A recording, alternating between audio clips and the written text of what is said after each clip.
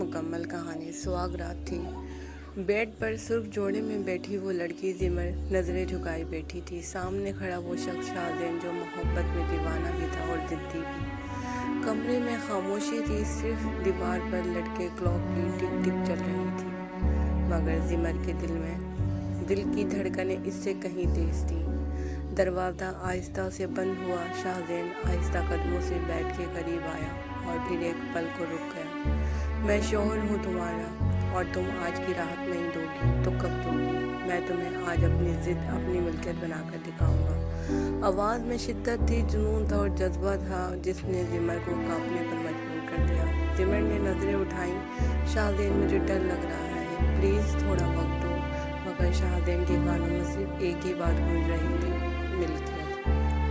وہ آگے بڑھا، اس کا ہاتھ تھاما۔ میں نے تجھ سے نکاح نامے پر سائن کے لیے نہیں مانگا تھا، میں نے تمہیں اپنے روم میں بسایا ہے زمر۔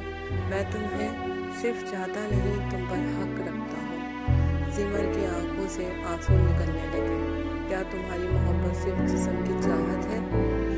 شاہزین کا ہاتھ رک گیا، خاموشی چھا گئی۔ پھر وہ آہستہ سے اس کے قریب بیٹھا اور کہا، تم جانتی ہو میں تم سے کتنا پیار کرتا ہوں۔ جب تم کلاس میں تھی تو میں باہر کھڑا ہوتا تھا، جب تم نے مجھے نظر انداز کیا تب بھی تمہاری ہر بات یاد رکھی۔ میں نے تمہیں حاصل کرنے کے لیے دنیا سے جنگ لڑی۔ اب اگر تم کہو گی کہ تم ابھی تیار نہیں تو ٹھیک ہے، میں رک جاتا ہوں، لیکن یاد رکھنا میں تمہیں پاگلوں کی طرح چاہتا ہوں، اور جس دن تم میرے جنون کو سمجھو گی خود میری باہوں میں آؤ گی، میری مرضی کے بغیر۔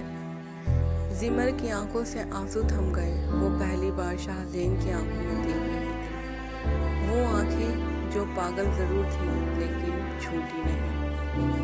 ایک لمحے کو خاموشی رہی، پھر زمر نے کانپتے ہاتھ سے اس کا ہاتھ تھاما اور دھیمی آواز میں کہا، تو پھر آج صرف محبت کرو، ملکیت بعد میں ثابت کرنا۔ شاہزین نے اس کی پیشانی پر لب رکھے اور اس رات محبت جیت گئی، ملکیت رک گئی اور جنون صبر بن گیا۔